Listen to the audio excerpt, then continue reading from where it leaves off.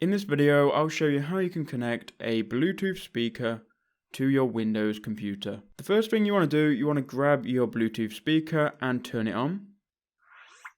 So now mine is turned on and it's ready to be paired. You also want to make sure that you've disconnected any other device to that Bluetooth speaker. Once you've done that, you can then go to your computer. You can go to the Start menu and just type in Bluetooth here. So go to Bluetooth and other devices. That will lead you to this window. Now we can go to Add Bluetooth or other device. Click on Bluetooth and then you should discover your device here. Mine is my Soundcore Nano speaker here. So we can click on that.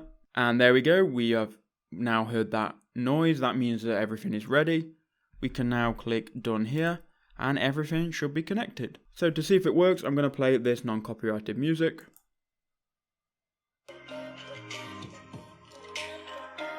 And you can hear it's coming out of, so the sound's coming out of the Bluetooth speaker and everything is working. Please do leave a like and comment down below if this was helpful.